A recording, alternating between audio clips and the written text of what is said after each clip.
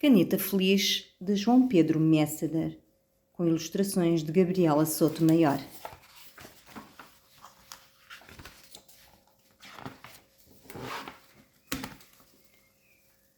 Às vezes pergunto a mim mesmo quem terá inventado a escola. Bruxa ruim não foi com certeza, que a escola nem é má, quer dizer, não magoa. Mas às vezes mói, a começar pelo peso dos livros, dos cadernos, do lanche, dos marcadores, das esferográficas, dos lápis de cor. Mas o dia em que fui pela primeira vez à escola principiou bem. O pai ofereceu-me uma caneta, igualzinha às dele, é preciso dizer, com este aparo macio, juntando palavras. Quantas vezes tenho deslizado sorrateiro lá para fora, sem sair da sala de aula, é claro.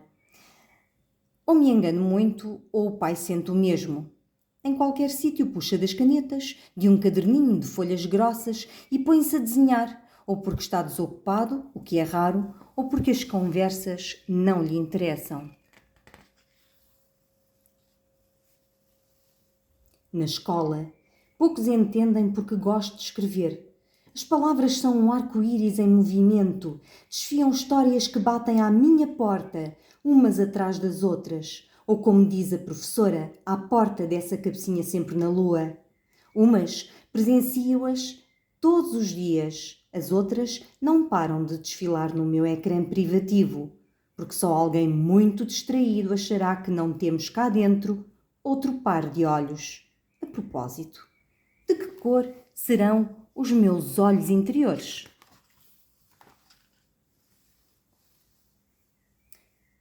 Com a caneta, as minhas palavras começaram a viajar. É que, há uns tempos, chegou uma carta à escola a pedir correspondentes. Eu ofereci-me.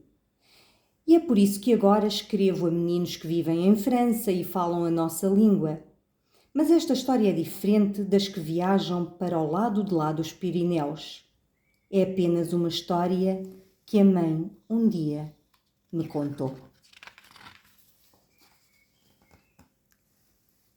Era uma vez um rapaz bem vestido, que todos os dias corria para o seu emprego. Vivia num pequeno apartamento nos arredores da cidade e ficava até tarde na noite a pintar ou a folhear os seus livros de arte. Por isso, nunca acordava a horas e chegava quase sempre atrasado. Rua fora, aí vem uma bonita rapariga. Estou a vê-la com os meus olhos interiores, a correr para o emprego, para a mesma repartição onde trabalha o rapaz. É de manhã cedo e o sacrifício é grande porque ela gosta de ficar por casa, a cuidar das flores do seu pequeno jardim. E sonha com o dia em que possa ter um campo só dela. Há de cultivar muitas e muitas plantas e depois vendê-las para mercados, hortos e para aquelas lojas da cidade onde se compram os ramos para as madrinhas. Quando calha de entrar mais cedo, o rapaz repara no atraso dela e sorri. Quando é ela a primeira, diverte-se a vê-lo. Entrar, esbaforido, fora de horas. Um atrasadinho, diz ela. Uma atrasadinha, diz ele. E piscam o olho um ao outro. Estou farto deste emprego, confessou ele certa manhã. Do que gosto é de pintar.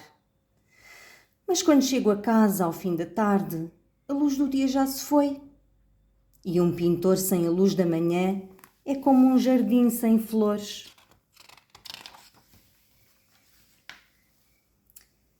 Esta frase lembra as comparações da professora a ensinar-nos a escrever sobre a chegada do outono. Mas adiante. A imagem do jardim fez vibrar uma corda no coração da rapariga.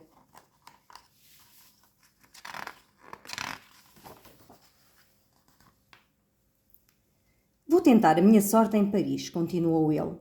E uma nuvem toldou os olhos dela. Habituara-se àquelas conversas à hora do café. Olhava longamente a magreza daquele colega diferente e pensativo, que lhe falava das exposições de pintura que visitara no fim de semana. e no dia em que ele a convidou a ver uma, no grande museu da cidade, ficara deslumbrada. Pela primeira vez contemplou quadros de Van Gogh e de Monet, cheios de jarras e cenários campestres, de nenúfares e outras flores. Mas o pintor partiu, com uma nuvem também no coração, e a rapariga ficou mais só naquela repartição cinzenta no centro da cidade.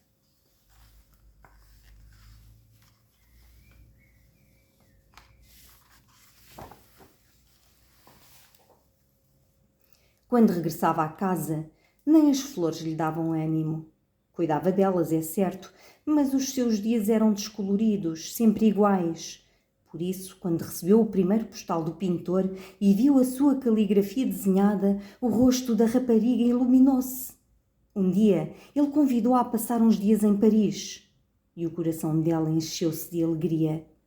Era no outono, chuviscava. Mesmo assim, passearam em belos jardins, que ela não se cansou de beber com os olhos, e visitaram os museus que ele frequentava de dia, pois à noite trabalhava. Tinha de pagar a renda das águas furtadas onde vivia e onde passava largas horas a pintar e a estudar, com a luz natural a entrar pela claraboia.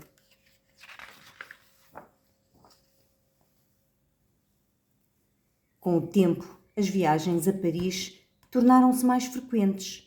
O pintor começara a vender os seus quadros e juntara dinheiro, o que ajudava a pagar as passagens de avião.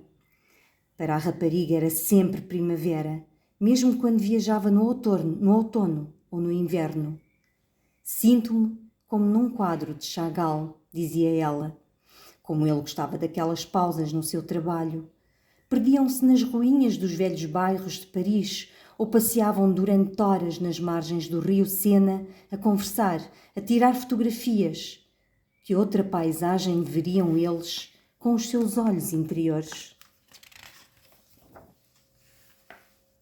Até que um dia ele regressou.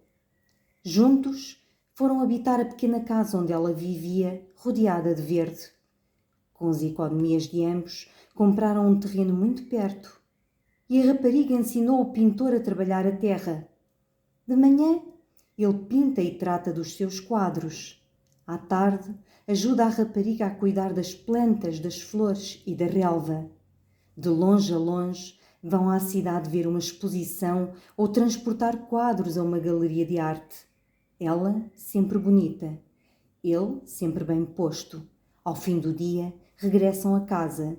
Ele senta-se a fazer esboços, ela a estudar os seus livros de jardinagem.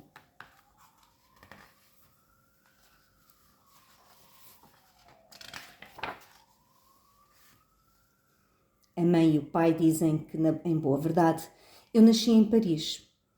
Eu sei que não é assim, mas também sei que ela tem uma pontinha de razão.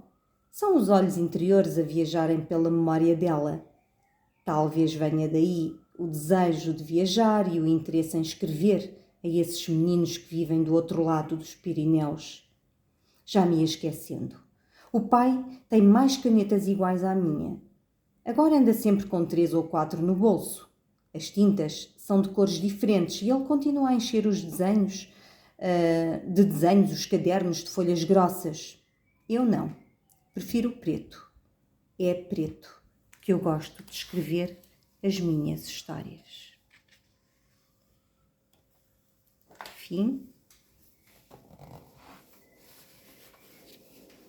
da Caneta Feliz.